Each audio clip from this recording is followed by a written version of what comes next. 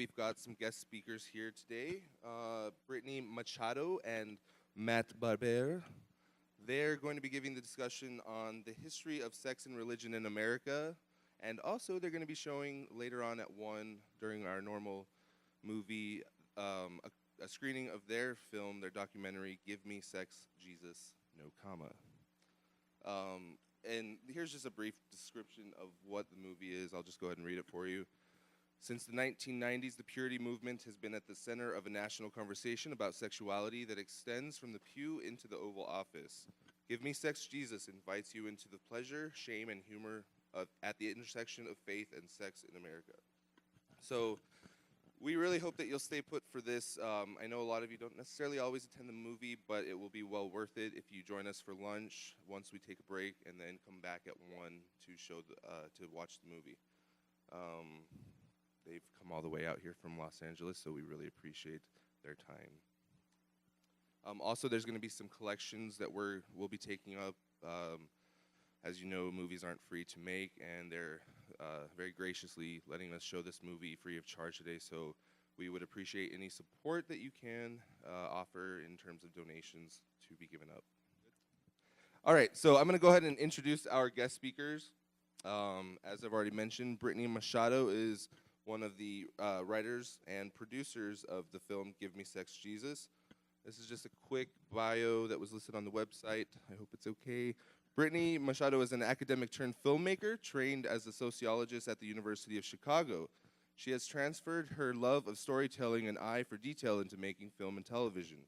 She has produced a number of independent projects, including the web series When Giants Fan Met Dodgers Fan. That's a CSN Bay Area show, apparently. And the feature documentary, Give Me Sex, Jesus. Brittany cut her teeth working in post-production on Grimm and consulting for independent documentary projects. She currently works at Warner Bros., where she is the administrator for the Writers' Workshop and other creative development programs. Welcome, Brittany. And Matt Barber, who is the director and producer on the film as well. A Los Angeles-based director and producer, Matt Barber has established himself as an intuitive storyteller who is also known for his ability to find the right song for the right scene and the right scene for the right song. Barber's directing credits include iZombie and The 100 on CW, Forever on ABC, Forever on ABC, and the NBC cult comedy Chuck, on which he also served as an editor for 5 years. The award-winning film Weathered, starring Tony Hale, and the featured documentary No Cameras Allowed on MTV, Give Me Sex, Jesus is his first venture into issue-based documentaries. It. So I'm just going to go ahead and bring them on up to the stage. It was my pleasure to spend the day with them yesterday and interview them on our podcast, The Godless Drinking Hour. So if you guys want to check that out, feel free to download it anywhere you can find podcasts, iTunes, Stitcher, Spreaker, etc. They're genuinely fun people, so I'm really excited to have them here, and I can't wait to hear the discussion, as I know they are. So please give them a round of applause and welcome up. Does your laptop turn on? I appreciate the French pronunciation of my name. I'm neither French nor French speaking. Nor fancy. Nor fancy. But I am from Scottish descent, so a good headbutt might do. Well, thank you, Joey. Thank you for having us here and for allowing us to screen the movie and to share a little bit of our research and our knowledge on this topic. I'm sure many of you, first let me start off with a question. How many of you were actually raised in the church or have been touched in some way by the church? There you go, by the mosque, yeah. That's actually an unfortunate, phraseology, yeah, touched by the church. Well, what I'm going to do is I'm just going to sort of start off and just give you a little framework for what you're going to see here and hear here. We're going to start off sort of talking a little bit about the documentary and how it came to be. And then we're going to define some terms for you, and then we're going to show you a little clip from the movie. And then from there, Brittany will sort of do her thing and sort of expound and sort of give all her extensive knowledge and research on this topic. Sound good? Yeah. All right. All right. Well, as you know, I feel loud. I'm the director of the film, and this story began 4 years ago. I I was in the process of sort of trying to understand my faith. I was in the middle of what I now see as my deconversion process. But I started to write a film about a pastor's kid who found out his dad had a secret family, and it was a coming-of-age story, and finding out about your sexuality kind of thing. And I just wanted to make like a little mini documentary to help sort of set the tone and set the world that I was trying to enter into. So I just started to interview some of my friends about what they were taught about sex. And lo and behold, I just opened up Pandora's box. And all these people just wanted to come and talk to me about sex and start processing. And they had all these questions about what sex was supposed to be as opposed to what the church taught us sex was supposed to be and to look like. Pretty quickly, we realized that we scrapped the feature film and the documentary became the movie. And we put together this huge package, to make this a feature-length film. And as a storyteller and as a documentarian, I know how to interview people, but I wanted this to have a more serious grounding and a serious framework. So I started looking for someone who had some academic underpinning to add some sort of weight and some seriousness to the movie, and that's where Brittany entered in. So my specialty is, well, first of all, I'll say I had never worked in film prior to the documentary. I had just finished my master's at University of Chicago, where I specialized in cultural identities as a sociologist, and I happened to be studying evangelicals and sexuality. So when I moved back to Los Angeles, I got introduced to Matt, and at first I was supposed to just be some academic oversight to make sure that nothing he said in the movie was overtly wrong. And then what ended up happening is we were both so passionate about it. We both come from evangelical backgrounds, which we'll talk a little bit about, that we just went full force. And we really had the power of naivety on our side. I had been reading this really rich array of academics while I was in my undergrad and grad work, and I was like, let's go interview them. So a fundraising campaign and a cross-country trip later, we had talked to a bunch of people, and it was really just cold calling and being like, do you want to be in my documentary? And they're like, yeah, it sounds great. So we got this great set of material to work with, and from there, it just became a passion project for the next 4 years. Yeah, and we ended up interviewing about 100 people, and probably 24, I would say maybe 24 academics in the process of putting this film together. And in the process, I mean, like I said, the movie, my feature film, was originally me processing my faith, and through the documentary, I started to lose, I officially left my faith, because for me, sex was a big building block in my faith, and we'll explain this in a little bit, but when you grow up, all you really, and you're taught, if you do these things and you abstain from sex and you get married, and then all this stuff, all these beautiful things will be bestowed upon you, life lives happily ever after. And when you get married and you don't live happily ever after, despite doing all those things, you're like, there's something wrong here. So you start pulling those little bricks out from the foundation.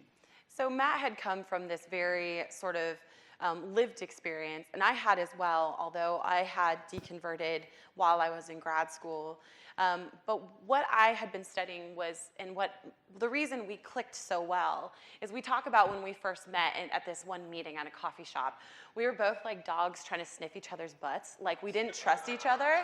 Yeah, we're like, what kind of Christian are you? You went to this, this evangelical school for your undergrad. I went to an evangelical university for my undergrad, and I went to the most godless university for my graduate work. And I really were circling each other. I'm like, I don't want you to make a propaganda piece out of my film. And I was like, you're a dumb Christian. But the great thing was what he had been finding through his foray into talking to people on camera, I had been studying and had found in research. And just really briefly, because I know we've got some nerds out there, what I talked about was cultural identity. And basically what I wanted to find was, how do evangelicals resolve their religious identities and their sexual identities? Because often those seem like two very incommensurate identities.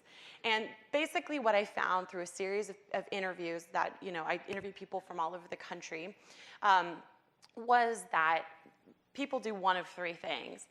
One, they have a conflict, and so resolving cognitive dissonance, right? There's a conflict in what you think about things, and you have to figure out a way to either make sense of it or you have to throw out the belief. So one was that people have some kind of a conflict between their religious and their sexual identities, and they decide to just shut down the sexual part, and they go full bore into the religious identity, and they say, these are my rules, these are my edicts, and this is how I'm going to conduct my life until a time at which God says I can exercise my sexual identity, which is often marriage. There's another far side of that, the opposite side, is that there's some kind of a conflict between the religious and the sexual identity, and what I found was that often the religious identity started to fall apart because of a sexual thing that happened to them. So whether that was some kind of sexual trauma or like something became incongruent in their thinking around sexuality, and that made them start to ask a host of questions that led to them poking holes into their religious beliefs. And then they just totally deconvert. They leave, they exit the faith, and they move on to a different part of their lives, or practicing a different type of religion or no religion at all. There's also a third group that's in the middle, which I think is the majority of evangelical Americans, which is there's some kind of a conflict, and you resolve your cognitive dissonance by somehow making slight adjustments in your religious belief, in your faith. And so you start to say, well, I don't necessarily take the Bible literally. So we can use that sort of as a framework or a guideline for how we live, or for how I live, but you know, there's a world out there and I'm a part of it. You know, or it's like, well, you know, I'm not necessarily having vaginal penile intercourse, but I'll do everything up until that point, and that's fine, and I will still reserve my virginity for my marriage night. And other people are like, forget all that, it doesn't matter. God says have a great sex life, I'm gonna do that, and I'm going to maintain my beliefs. And there's a whole huge spectrum within there. But that's kind of what I found, and I think you're going to see that in the documentary later as we really explore how people make sense of those identities. Yeah, and I think you end up seeing a lot of that that struggle within like a lot of the propaganda and the media that comes out of the purity movement in the church. Is like they're really trying to battle this notion that like, you know, oh, I don't believe this literally, you know, and what, because, you know, maybe we should define some terms here. Yeah. Evangelical and purity. Those are our two core themes that we have going on. And you're a bunch of smarty pants in here, so you're probably well aware, but evangelicalism is a very particular brand of Christianity. It's a very particularly American brand of Christianity.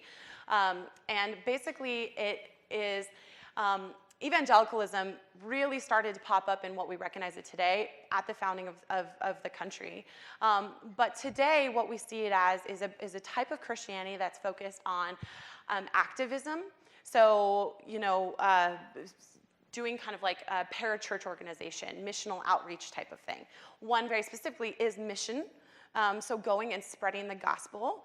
Another is biblicism. It's that that the Bible is the literal word of God. And then the final piece and the important piece is crucicentrism, which is that Jesus died for you so that your sins could be forgiven. And the other part that's kind of buried in that is you have a born again experience. Okay? It's not a baptism, although baptism is an important part. It's that you actually forge a personal relationship with Jesus, and he becomes your personal Lord and Savior. So that is the kind of evangelicalism that we're talking about. It's the Jerry Falwells of the world, right? Like that kind of thing. The other one we want to talk about is purity. And so when we talk about purity, you know, there's a long history in many cultures of purity laws, purity cultures. But when we talk about purity in the U.S., and for evangelicalism particularly, we're talking about a purity of mind and body. So it transcends just your physical action. Purity for evangelicalism is purity of thought. And so that means making sure that your thought life is dedicated to God and is protected by God. And that's where a lot of the problems happen. We often talk about how evangelicalism is different from Catholicism in the sense that there isn't a set of rules that's come from one particular governing body. Evangelicalism has many popes. Yeah, it's like it's a million popes. You know, you have one church but a million popes. So you define what sin is, what sexual sin is, and it becomes a huge gray area. Well, is it actual physical sexual sin? How far is too far? Where's the line? When am I no longer a virgin? Not only that, but there's the interpretation of the Bible that says like adultery in your mind is equivalent to adultery in the flesh. And I grew up. My parents and I, we bounced around from church to church because when things wouldn't work out or something would fall apart, we go to a different church and a different set of rules would be placed upon us. So it was a very sort of chaotic upbringing, and for me, this purity movement was very present everywhere I went, but it took different forms everywhere I went.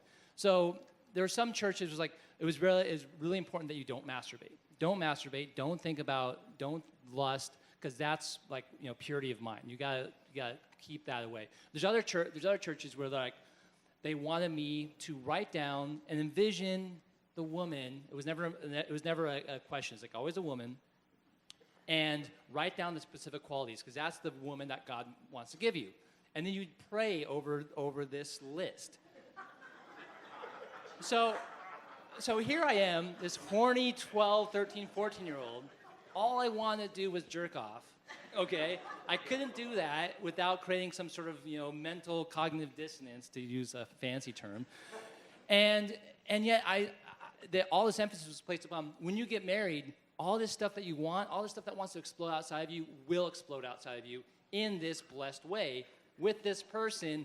You can imagine the beauty queen that I had envisioned in my head, right?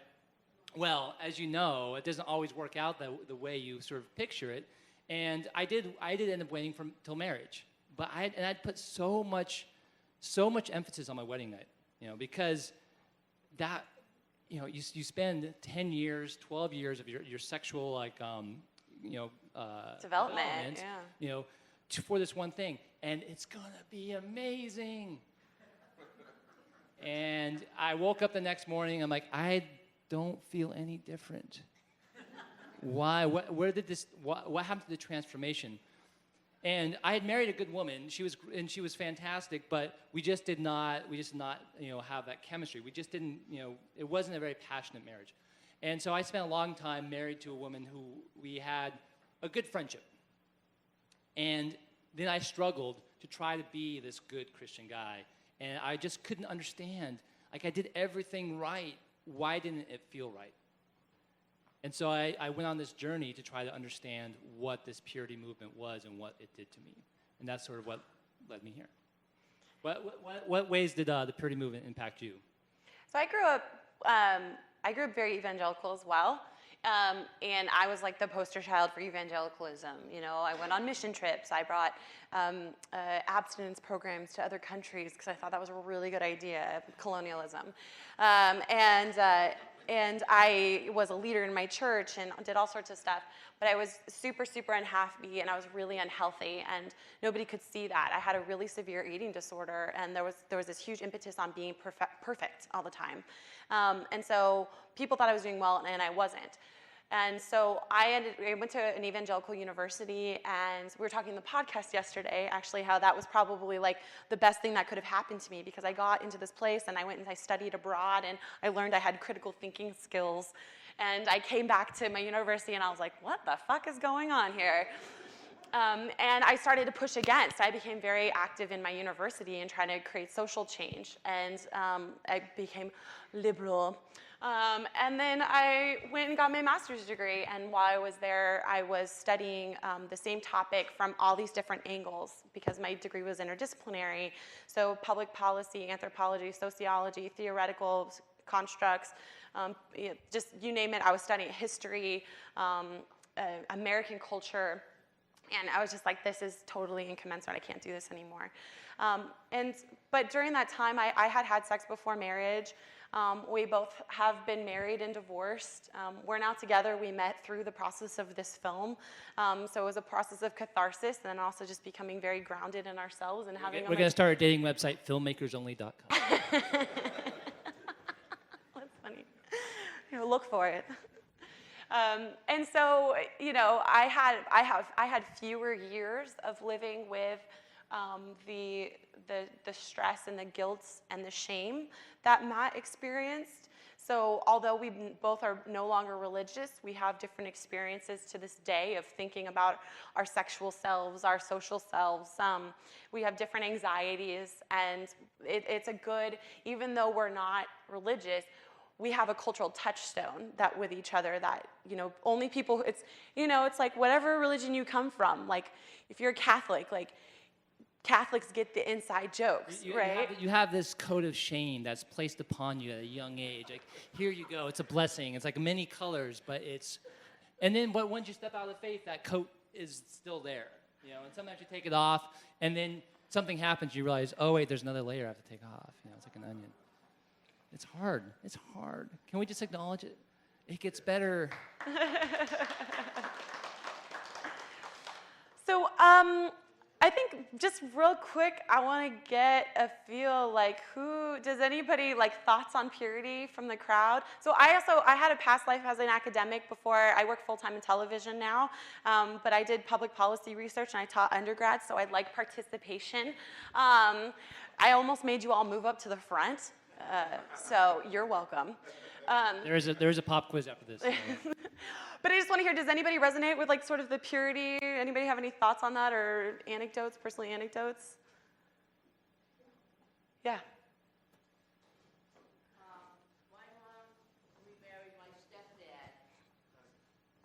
My mom remarried my stepdad, and though his mother worked to get to annul his first marriage so he could be still pure in the Catholic religion to marry and be able to die in a hallowed ground. My mother was divorced and had three of us children, and the church required her to go through the Pauline privilege. Is there anybody here who knows what the Pauline privilege was? The rules? Okay, well, the way I was told is that both my mom and stepdad had to promise that they would not have sex for 1 year. Starting with, the marriage night. Anyway, I still get my mind boggled over that. I want to talk about, so inherent in all of this, and the movie we'll talk about a little bit, is this... But that does sound kind of kinky, though, I think. Right, like... Lock that up for a year. Is this idea of sexual sin. And what is really interesting about evangelicalism is that almost no pastor would explicitly say sexual sin is the worst sin, right? Because you've got the 10 Commandments. For most evangelicals, all sin is equal, right? So, but what I showed in my research and what I argue is that there are implicit messages that say sexual sin is in fact the worst sin. And for some evangelicals, sexual sin can lead to a loss of faith, but not only that, a loss of salvation. So that you have sinned against God with your body and with your mind, especially if you intended to sin sexually, you intended to sin against God, and the consequences are so great, it causes a break between you and God, and that super, super important relationship between you and Jesus that I mentioned earlier. For some evangelicals, that's not quite, it's not as dire as all of that, but there is this special set of shame and guilt that is put around this very particular set of behaviors that we call sexuality, that those same feelings of guilt and shame don't carry over. Like, we're not going to probably murder somebody. We are going to take God's name in vain, but it's just the cultural thing to do, so whatevs, right? There's all these things that don't quite have that same power. And that's kind of what we try to dissect through this movie, because I can talk at you about like the theoretical reasons why and the historical reasons why. But the important thing is that there are all these people who have understood through all of these different denominations and all of these different leaders that sexual sin is in fact the worst thing that you could do or have happened to you in the case of sexual assault, right? And so while it's easy to sort of think, and we're going to talk a little bit about like the history of evangelicalism and purity in America, but while it's easy to sort of be like, I don't get why evangelicals are so hung up on sex. Like, can't they get over it already? We want to show that there's like real meaning there, and there are real consequences for people, and it really impacts communities. And, you know, it lingers. And so we kind of want to just, while you're watching the movie, think about that, especially if you don't understand. We're really excited to be talking to you because we talk to a lot of atheist groups. Like atheist groups and like secular groups have been huge supporters of our film from very early on, and we were like, why? And we've talked to a lot of Christian groups, but Christian groups get it, and so I think we want to kind of focus on explaining like why evangelicals aren't as weird as you might think.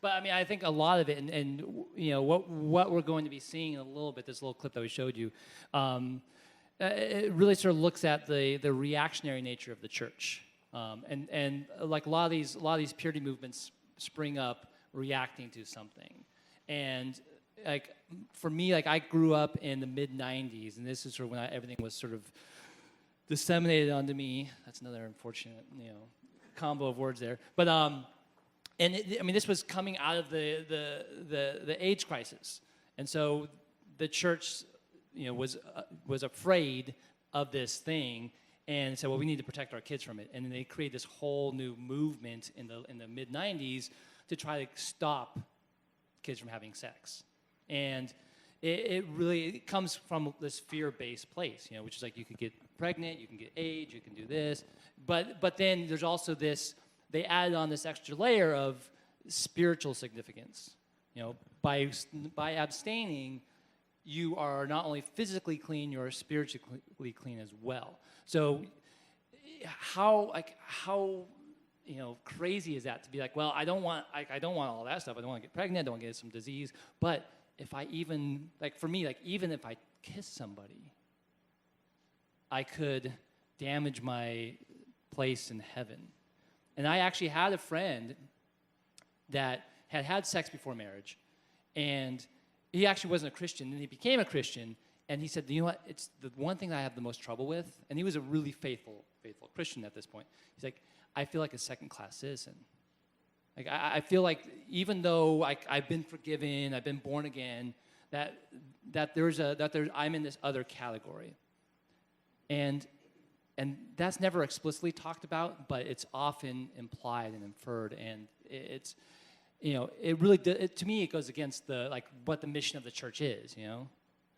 Yeah, and so we want to show you a little clip, and we want to sort of, you know, I want to just cue it up to say, like, really what we argue is that sexuality, and many scholars have argued this, right? Like sexuality is the one action you can take, the one behavior you can make that has physical consequences that are easily visible, right? So pregnancy, STIs, AIDS, other things that can happen to you, right?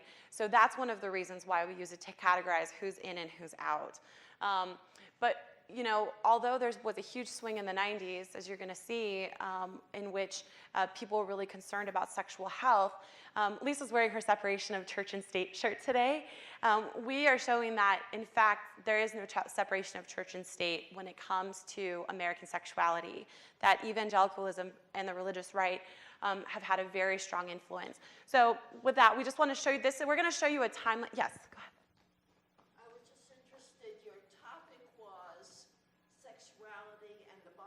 Mm-hmm. I hear only the New Testament.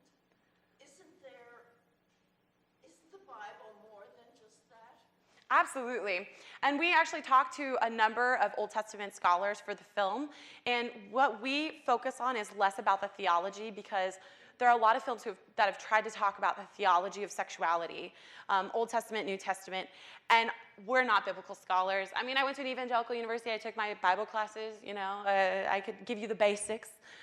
He did sword drills when he was a kid. Yes. You know what sword drills are?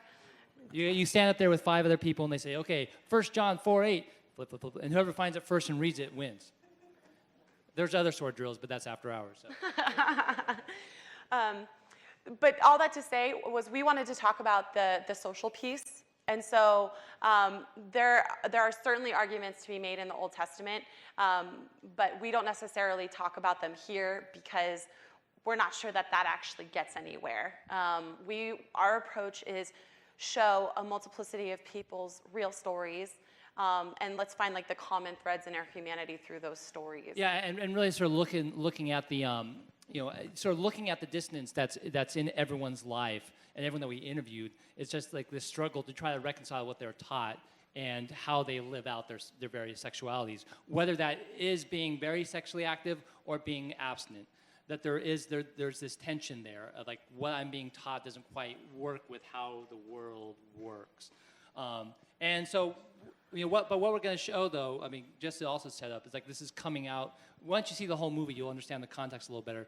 But it is coming out of this discussion of looking at how the purity movement is primarily geared towards wealthier, mostly white communities. Yeah, and what we're showing is that the purity movement didn't come out of theology. And we also had another conversation about this in the podcast yesterday, which is often religious texts are used to buttress what's happening in culture, right? Or to create either support for or antagonism against what's happening socially. And so I'm a sociologist, so we take a very sociological approach to it. And what we want to demonstrate is sort of a little bit of where this movement has come from and how it's been entrenched in American culture for about 150 years. All right, with that, here's a little preview of what you'll see today.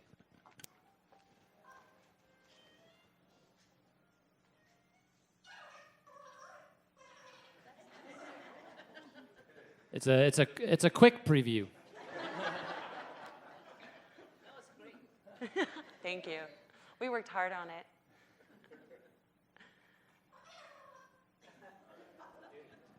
Did you get your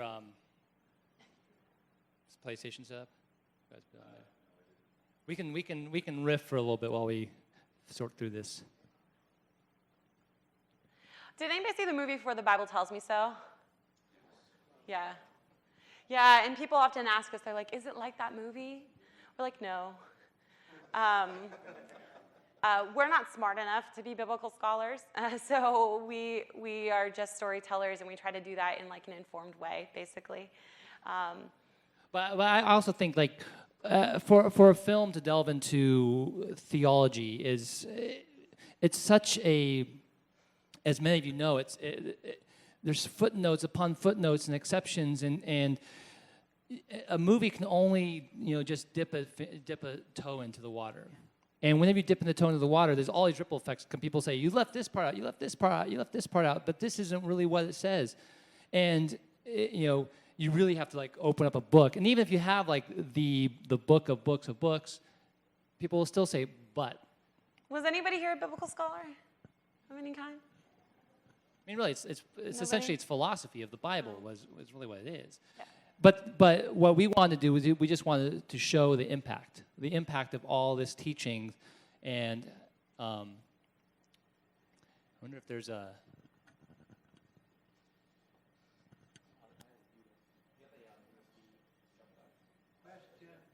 Uh-huh. Yeah.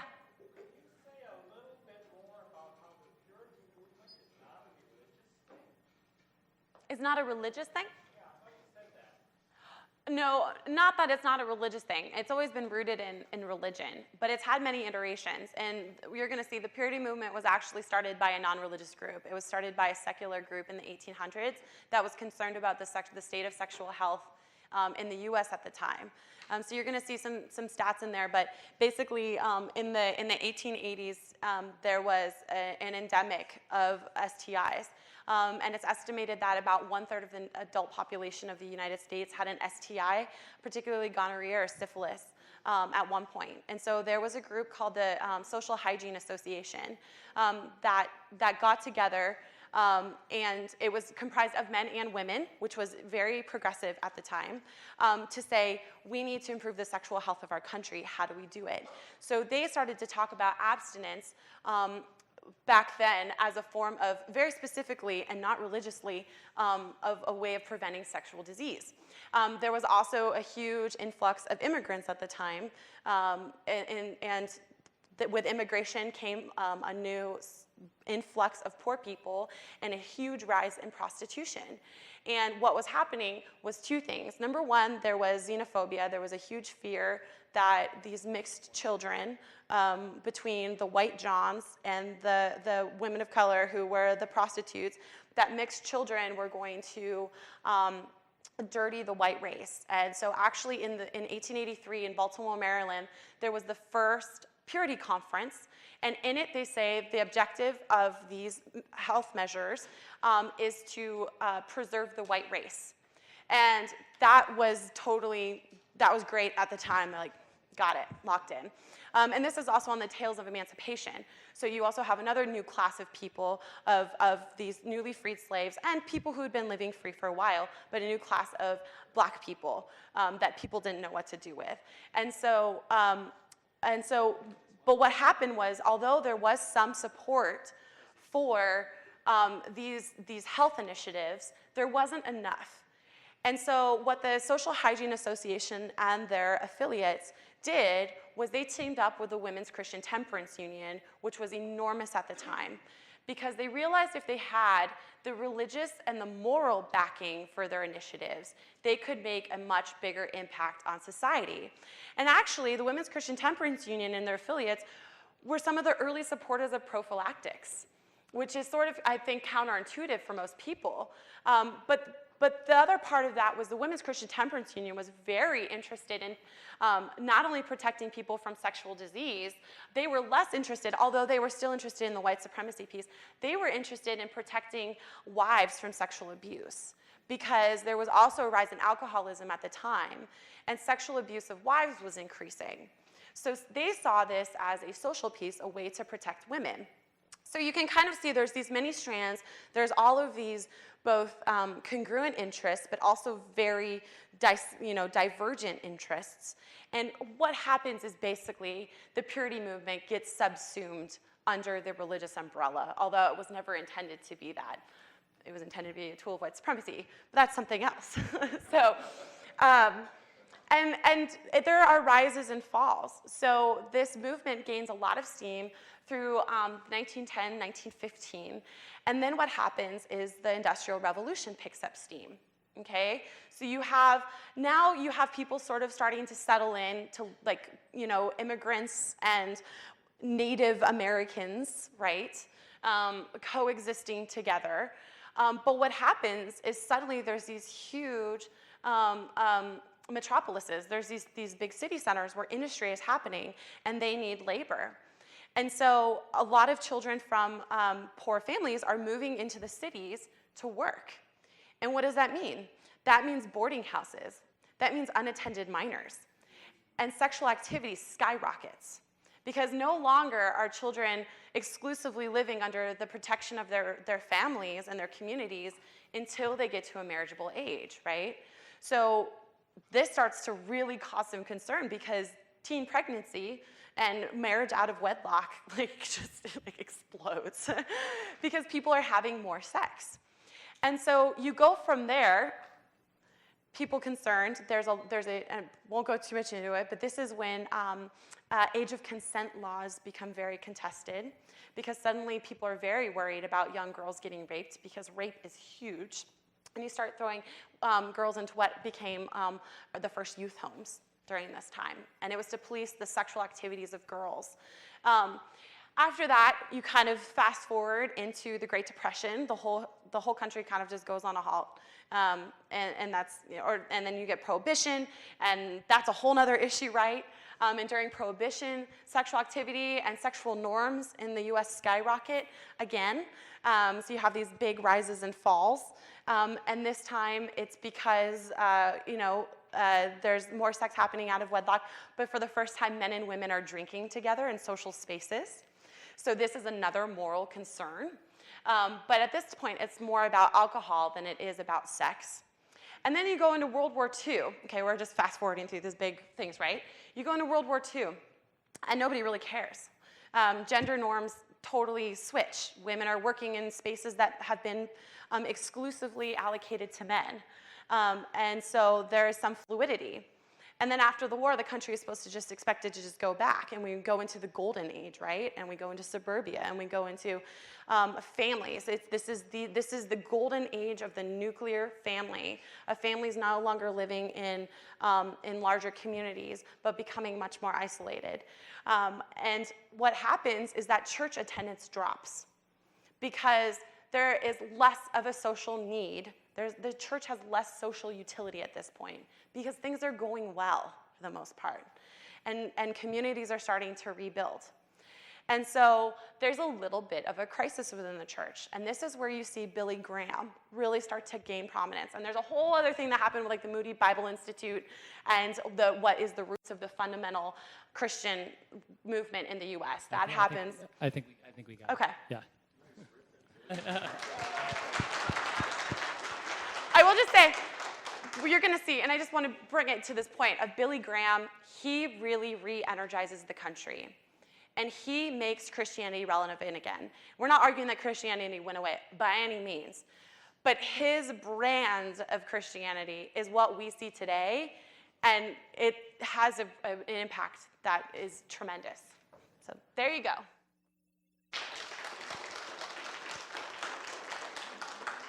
So that's the brief version.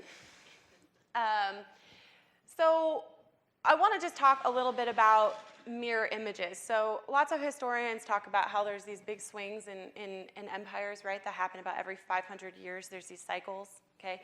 Well, there's a big cycle, and there was a similar thing that happened, so 1880, and there was a similar concern that happened in the late 1700s as well. There really seems to be about a 100-year cycle on American attitudes towards sexuality and what happens in terms of its religion. And the thing that has always been present is politics. And to just very briefly explain why sexuality is important to American politics, I want to explain why evangelicalism is important to American politics. So when people were in the 1700s going around and literally stump speeches, right? Politicians quickly figured out that, and there's these really fascinating body of letters that I got to read, and I was like, what? How do they do this? Of political candidates who weren't religious or explicitly practicing any kind of Christianity, writing back and forth to each other, saying like, oh my God, I figured out if you say you're a Christian, you can win an election, okay? So this is documented. This isn't a conspiracy.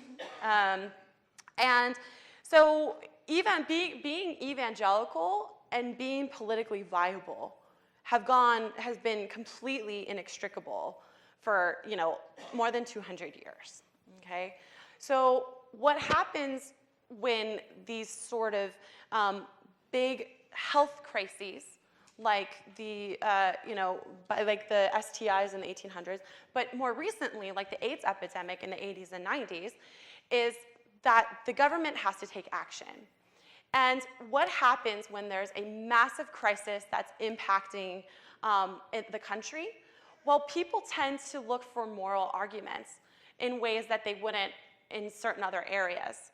So what happened when, in the religious right, the moral majority, right, Jerry Falwell, Francis Schaeffer, these big wigs, Billy Graham, really started to, and there's also great documentation, become very politically strategic in the 70s.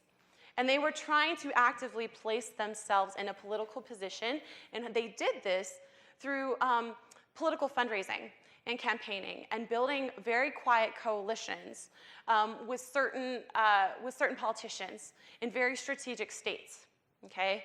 And I'm sure you can guess what some of those states are.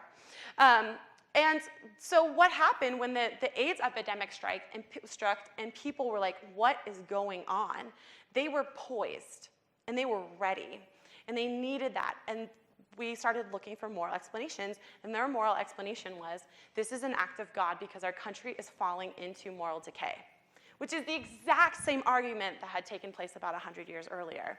But this time you had television, you had radio, you had these evangelical mega pastors who had huge, huge radio bases, okay? And they were very politically visible. And so sex becomes a huge issue for the state in ways that it hadn't before. And so their arguments, the religious rights arguments, that you need to police the family, you need to police the sexual morality of the country, seemed great. It seemed like a good idea, because what other option we have?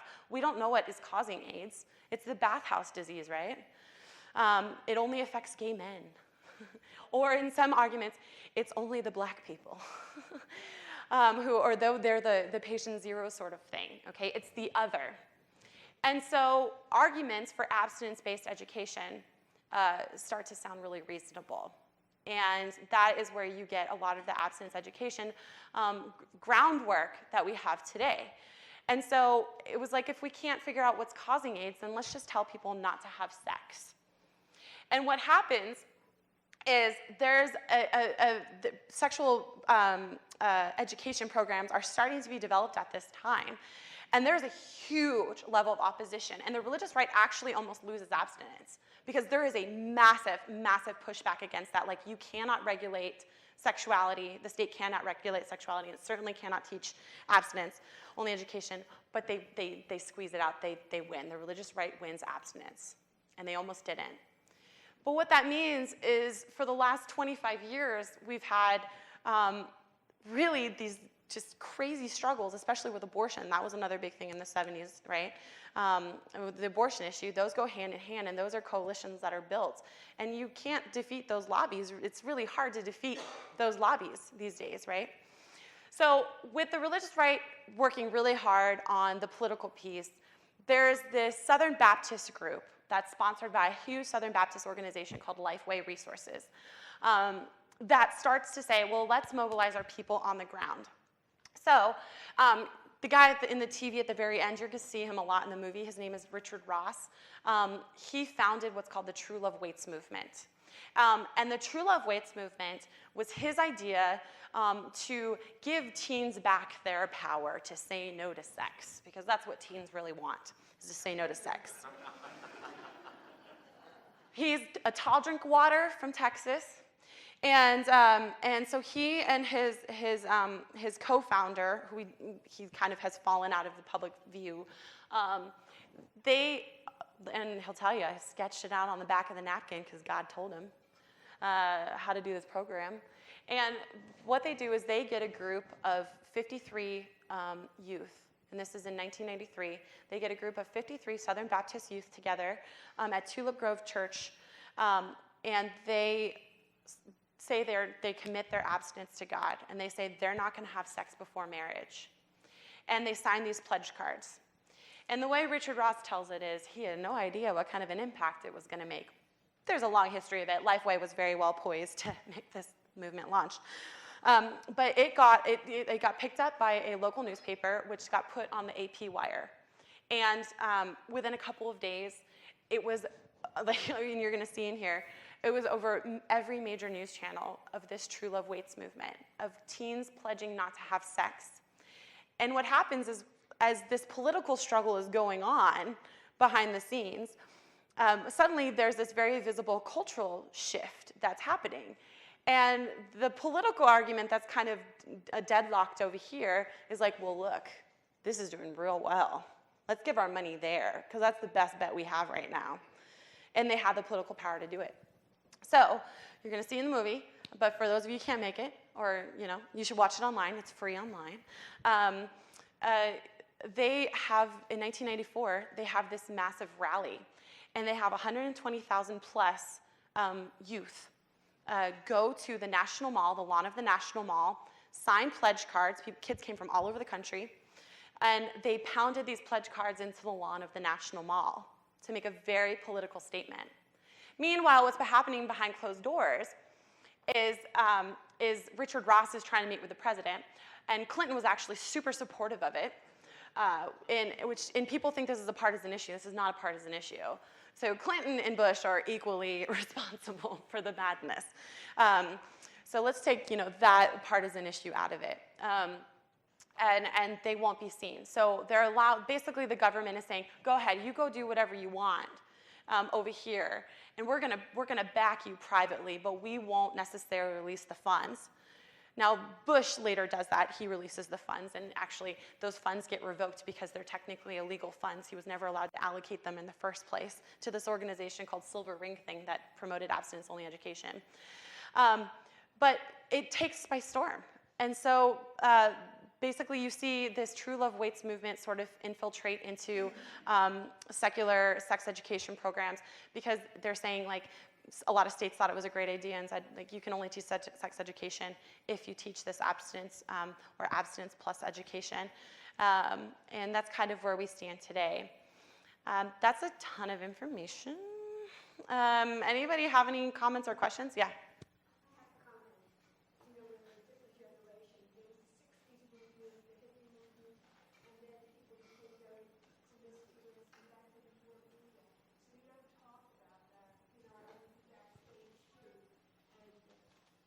I don't know if everyone could hear me. You're not talking about people being promiscuous, where they were living on, the hippies went off to live by themselves and have children. I was part of that generation, and you don't talk about the downside of promiscuity. But I can. Okay. And I will. And by the way, I want to tell you, your film, what I did see briefly, is graphically beautiful. I worked in the film industry in New York, and it was lovely, just beautiful. Thank you. Let me just talk about that real quick and, lock it in. The 60s and the 70s and the free love movement and the sex revolution were integral to Christians gaining the place as a legitimate cultural voice that they have today when it comes to sexuality. So when the sexual revolution happened and free love happened, and oh my God, the nation's falling apart again, oops, because all these people are having way too much sex and they're having way too much fun, the church had gained a very, very conservative base, a large conservative base, but they needed more. They needed a little bit more. And so they said, well, and they also realized, well, the things we're teaching about, to people who are married in particular, they don't really match up. People are with the pill. There are families, there are married couples now who are choosing different things because they have contraception. And they realize, okay, well, people are starting to get married later. So now we have a big gap. Before, if we said don't have sex before marriage, there might have been a 6 to 8 year piece of time between onset of puberty and when you got married. There was less of a period of time to wait. But now, as age of marriage is getting delayed, it's harder to just tell people to button it up. So what they do is they create the Christian sexual revolution, which there was one piece in here that mentioned that. The Christian sexual revolution started because of the joy. It was precipitated by the publication of The Joy of Sex, okay? And they were like, well, that seems like it's going really well for people. We should probably hop on that train. So there was a big Christian couple, Tim and Beverly LaHaye, and they published what is it? Oh, they did. They later did. They were the people responsible for Left Behind. The Joy of Marriage. Is that what it was? The Act of Marriage. So you had the joy of sex and the act of marriage. And it was their Christian version of the joy of sex, complete with drawings that are not anatomically correct because you can't show boobies and vaginas. But the book was intended to be used by people who were engaged. So it was an early form of premarital counseling. And what they said, instead of having an anti-sex message, they switch it. They say, sex is good. You're right. These hippies, the Jesus movement, right? Because the Jesus movement was like an offspring of the free love movement. They've got a good thing going, and we totally get it, guys. We're not old and out of touch. We know sex is awesome, and we're going to tell you why, and we're going to tell you how to do it God's way. These are called sexual manuals, and there's an academic in here, Amy DeRogatis, who's written very prolifically about these sex manuals. From Tim and Beverly LaHaye's book, there becomes Cliff and Joyce Penner. I don't know if you've heard of them. They're a very famous Christian psychology couple, and they create an empire off of talking about how great sex is within the confines of marriage. And they are really radical because they say things you can do things like oral sex, which was like, oh my God, they were like demons possessed, you know. But that was huge, and that is actually where that was the start of evangelicalism, saying sex is great. They hadn't said that before, of saying sex is great, and this is important because that's what causes a lot of the psychic tension for the people you're going to see in the movie, which is they're being told, and as Matt talked about with his story, sex is great. We have these Christian authority figures saying sex is great. My body is telling me I'm ready now. My culture is telling me I'm ready now. But God is telling me to wait. And I'm being told that if I transgress God, then there are some really bad things that are coming my way, right? This has a big impact for sexual health. In 2013, the National Association of Evangelicals published a study, 2013, 2014, where they found, and this is the National Association of Evangelicals, where they found that evangelical youth had greater rates of STIs than their non-Christian peers. And the NAE, which is a conservative organization, this was a huge deal for them to publish this because other academics, other research groups had found these same things. That at best, abstinence-only education of saying sex is great but wait till marriage, at best, it has no change in your sexual behavior. But at worst, it actually puts you at more risk for STIs and unintended pregnancy because it makes you ill-prepared. Because there's such a stigma around practicing safe sex, around going and purchasing prophylactics, or going to, like, let's say your college health center and getting condoms, or worse, if you're on a Christian university and you're not allowed to get birth control, you're not allowed to get prophylactics, like you are being sent to the pastor's office if you say you have sexually sinned or whatever, you know. So people start exercising riskier behaviors because they're finding themselves where they're pushing the line. You know, it's kissing, and then they're practicing unprotected oral sex, and then the best one is Christian sex, which is unprotected anal sex. So there have been studies, and of course the self-reports are not going to be accurate because this is a shameful thing, but there have been estimates that Christian youth are actually having more unprotected anal sex than any of their peers. Because it's preserving the sanctity of the vagina and the penis merging, which sounds silly, I'm sure, but there's something special that's happening down here that's blessed by God that you can sort of bypass in other ways if you're creative, right? But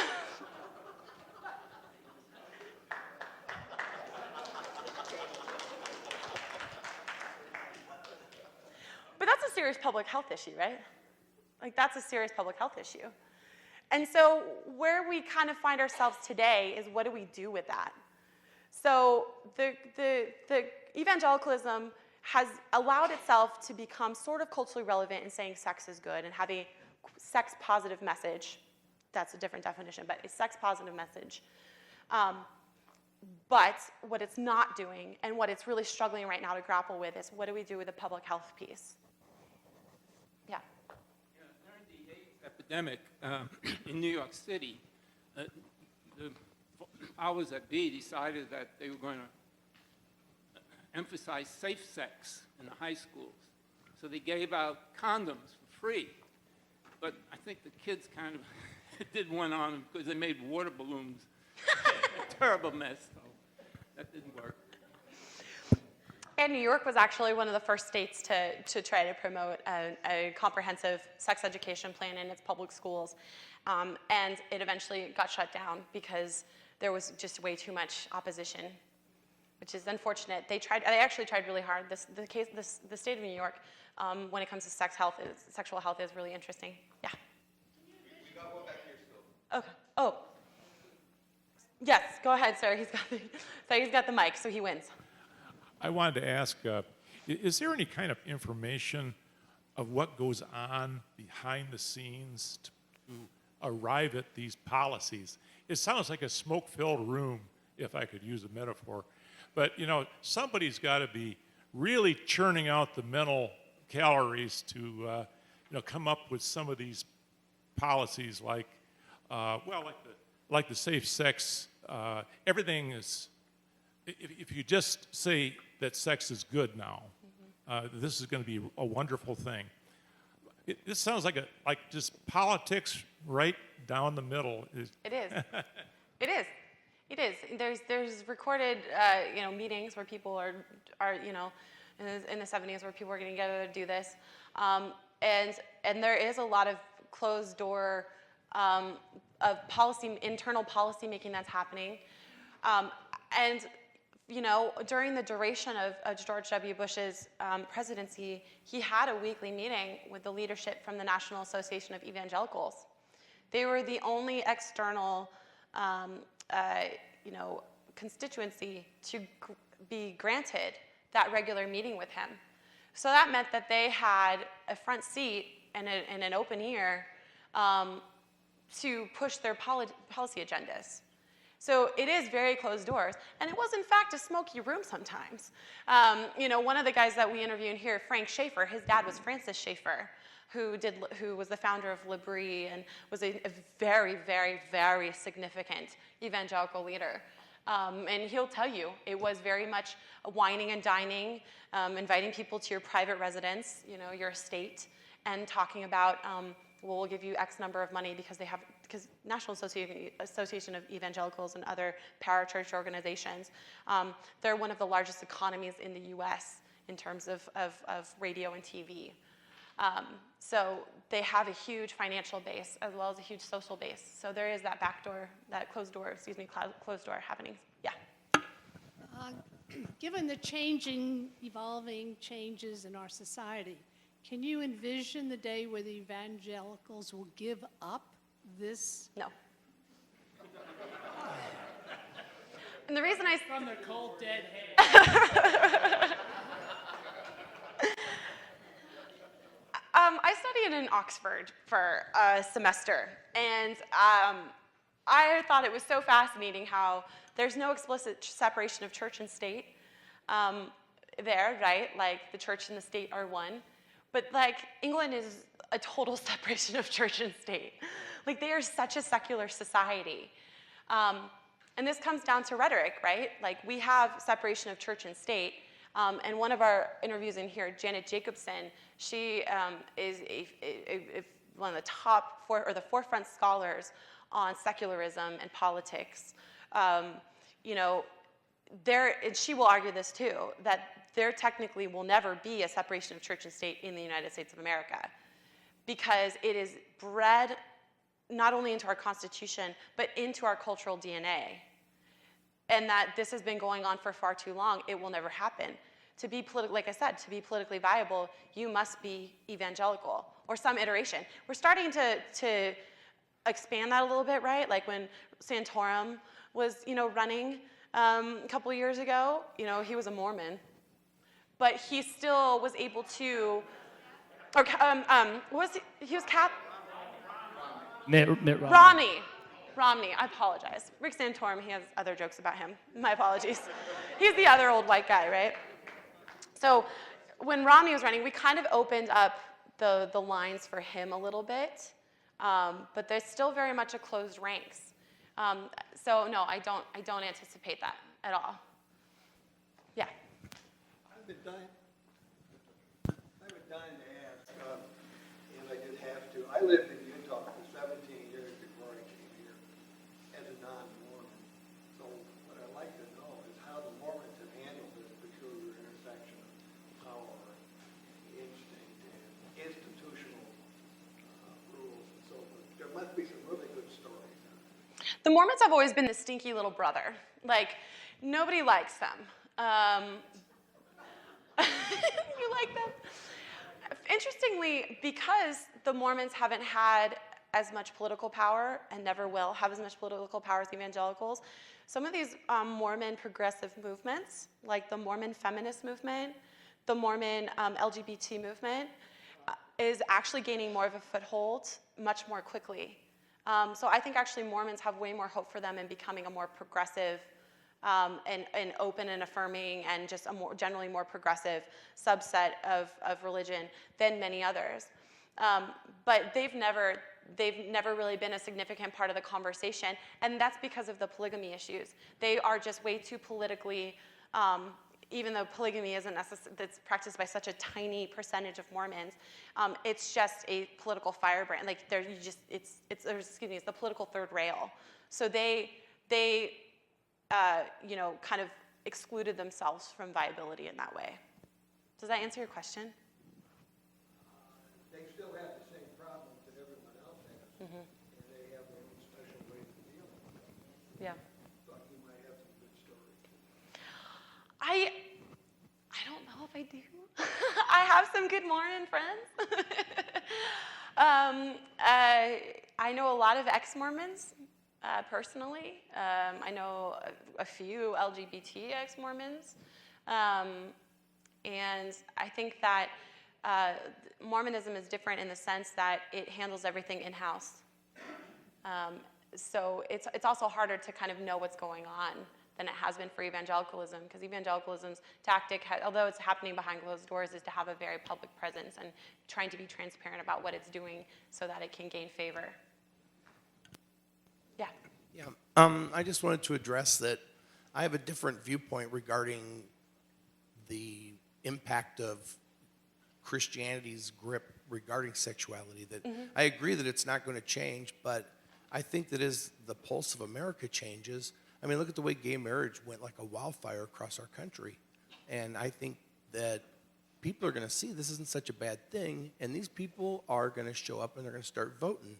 And the truth is, at the grassroots level, the world is run by people who show up. And so as more and more people who show up that have a different point of view, it's true they'll never let go of that, but it's going to have less and less of an impact on our society as time goes on. That's what I think is going to happen. I think that that's true to an extent. I agree with that. The South, I think, will always belong to evangelicalism. And there are certain other conservative states that I think will probably always belong to Christianity and their ideologies. And those are still significant voting blocks. So I think that although they may not necessarily 100% control in the same way that they have for the past 20, 25 years, they're still going to have a political presence, and they're still going to have power, I think, in what happens in terms of public policy and sexual health and the morality. They're always going to be the moral. They will maintain their power as the moral arbiters of what is good and bad when it comes to being American and sexual for a long time to come. I don't think there's an end in sight for that, but I agree that there is a grassroots movement that's happening. But those bastions are strong. They're significant. So, but I am hopeful. Power to the people. Any other questions? Inquiring minds. Yeah. Okay, earlier you were talking about, I think it was like in 1910, 1915, about, and you air quoted, the Native Americans, but you weren't speaking about indigenous peoples, were you? You were speaking about white people in power in major cities. Yes. Yeah, okay. Yeah. And also, wasn't it Ted Haggard, who's completely heterosexual, wasn't he on a daily call with George W. Bush until he got caught with his male lover and methamphetamine? He had a daily and weekly call at different Right, yeah. points. Yeah. He was part of that group you were discussing? Yeah, okay, thanks, that was it. So, yeah, no, so, and a couple fun little anecdotes. So Ted Haggard, one of the people we interviewed had an interview with Ted Haggard, I think it was 2 days before the story broke about him doing cocaine and having sex with boys and men, young men. And she tells this story of, she walked into, he had that enormous church, right? Like just mind-blowingly enormous. And she said she first met him when he was like on his little center podium thing, and he had all these people milling about, and eventually he was very charismatic, and eventually he took her back to his office, and she was going to start the interview. And what he did is he had his young, very attractive male assistant come in and starts massaging Ted Haggard's head, just as our interviewee is talking to him. And very touchy-feely and very illustrative and very odd. She just described him as very odd. He was so blind to his own behaviors because for so long he had been catered to by people who were just like, yes, Ted Haggard, and no, there aren't weird things happening with you and your wife. And he was saying very sort of homoerotic things throughout the interview. And she was just like, what is going on? And then the story broke. And something that Matt and I like to talk about is, like, Ted Haggard was certainly a tragedy, but he was sort of and I'm not defending him by any means, but he is sort of a victim of the pastor worship that happens and the protected nature of doing sexuality behind closed doors. So that is a taboo thing. It's a don't ask, don't tell policy in the church, right? And as long as you obey that edict and you respect that line, there's a lot of things that can happen. And I think that's one of the reasons why we see just so much sexual scandal happening in the church. Yes.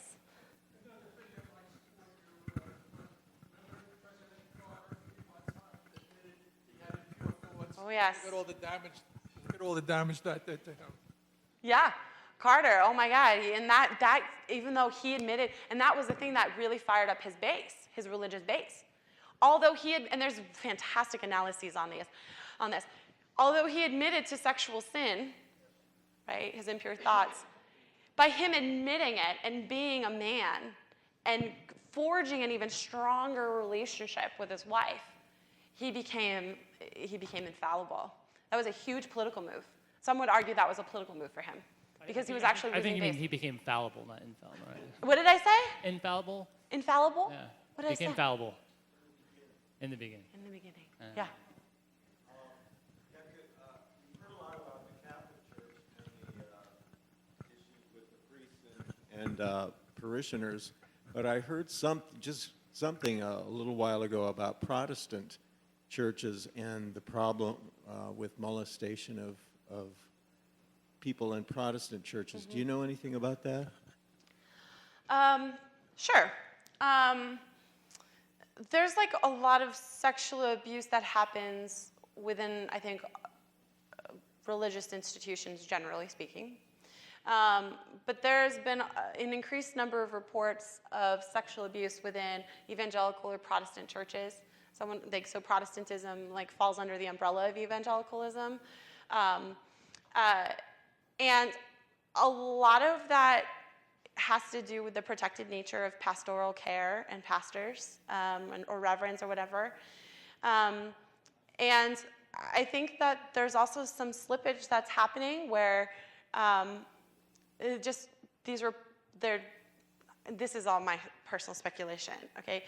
The idea of youth groups is huge, okay? So take your children, send them to youth group, allow these young, hip people to shepherd them in their religious upbringing, and let them teach everything for you. So churches don't necessarily, so this is an argument, okay, I'm back to argument. Evangelicals don't think we need sex education in the church, or in the schools, because they think the church will take care of it, okay? So it's a parachurch organization, so they're gonna take care of their own, and that's not happening. And what happens is that there's a lot of strange relationships that are forged between these young youth pastors and their congregants. And things like lock-ins. Have you heard of lock-ins? Okay, like lock-ins are like where, especially on New Year's Eve or whatever, you send your kid to the church and they lock them in the basement for the night. And you stay up all night and you've got these young college people who are these leaders and sometimes older, spending a lot of time with these youth, and there's really weird things that happen. In my home church, the church I grew up in, there was a big scandal that they tried to hide because one of the youth pastors had a totally inappropriate relationship with a couple of the young girls, and he didn't even realize it. There was such a bizarre non-policing of what's appropriate and what's not appropriate. And then there's also times just molestation. In that same church, which is a small church, a boy I went to high school with ended up getting tried as an adult because he raped a little boy that he was babysitting from the church. So there's this repression, and I guess my overall argument is that there's this repression. And in the absence of having outside knowledge or outside enforcement of what's appropriate and what's not appropriate, sometimes there's this slippage I don't even think people realize is happening. And then there's just overt sexual predatory things. And in the movie, one of our subjects says, it's like, since there's this repressive nature in the church, sexuality boils up in the most bizarre ways. And you'll see we actually catalog some of those bizarre ways in the movie. But when there's no healthy outlet, you like I like to say sex is like water. It will find a way, If it needs to come out, it will come out. And we need to find better ways to have healthier outlets for people to have these sexual expressions, And in the church, we don't do that, or they don't do that. I still, partly identify just because it's like a cultural thing, It'll always be a part of me. Any other questions? I don't want to end on sexual predation. Can someone ask one more question, please? Yes. Is there any church that, one of the things that I'm kind of surprised at is like even like Buddhists, nobody really wants to talk about sex. Is there a church that you've encountered or where they talk openly about it and it's not considered to be a horrible sin? And there are other ways to like deal with the whole topic than repressing it. What's Tripp's church? Trip Fuller's church? There's a Methodist, UMC, I think it's a Methodist. They've created a curriculum called Our Whole Lives, which is a fantastic sex education curriculum. I think it blows out of the water a lot of sexual programs. I mean, like videos, explicit conversations, all with the effort of reducing shame and increasing sexual or healthy sexual practices. Just to correct you very quickly, that's not Methodist, that's Unitarian. Thank you, Unitarian. Thank you. Sorry, I didn't want to give the Methodists too much good stuff there. That curriculum is fantastic. As an actual, All Saints. There's All Saints Pasadena. It's a super open and affirming. They're very politically active in sexual rights and sexual health. They are very active, but the congregation, I forget what congregation or denomination they're part of, not everybody in their denomination agrees. So I've seen specific churches and I've seen specific organizations, but as a whole, I don't know of any. But I do think it will start shifting, and someone had this comment a little bit earlier. I think especially with like gay marriage, finally being okay in their country, and a lot of young people are leaving churches, and there is a crisis in the church right now, and this is one of the things that the NA, the National Association of Evangelical Study, was concerned about and identified. Like one of the reasons why kids aren't, or young people aren't coming to churches is because of this sex issue. They're not getting it right. And so I think the church is like, I think a lot of churches are like hunkering down, like, doubling down on their theology. But I think there's a lot of churches that are saying, we need to figure this out. We need to do better. The problem is the church is about 30 years behind, the rest of the culture. So it'll take some time.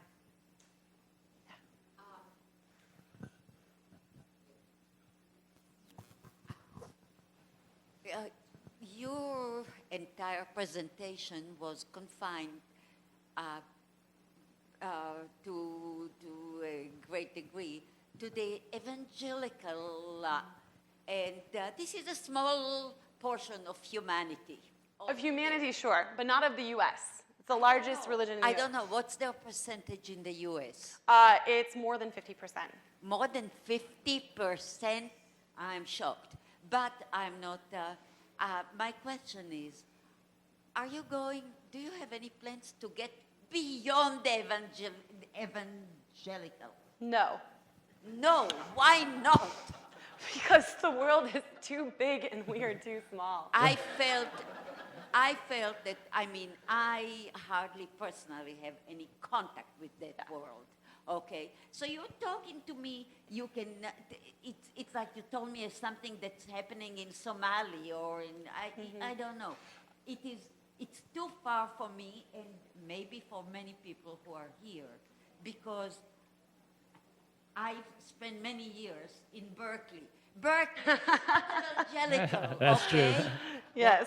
But I will say, just really quickly on that, is that the reason why like this, this movie started out with, was focused on the evangelicals was because it was our personal experience, but it also is such a stronghold on our political movement, more than any other religion. And so we wanted to help people understand what it was, what this movement was that was, that had such a stronghold on our politics and the politics that affects all of us here in this room, whether we want it to or not. I'm not denying that that it is important. I'm saying that there is a whole world beyond it, and humanity still exists beyond this particular movement in the United States of America. Not if you ask Jerry Falwell. No, so he should update himself. I will say, I just want to address that real quick, which is the thing that evangelicalism has done so successfully is it has been missional, right? So it goes on mission trips and does these humanitarian outreach. And there are very discernible evangelical influences in about 100 countries. And so it has spread a web. God help me, Gog help me, if we want to even try to tackle that. It's just too much. But, I think what she's asking is like she wants to start a Kickstarter fund for us and raise a bunch of money so we can go off.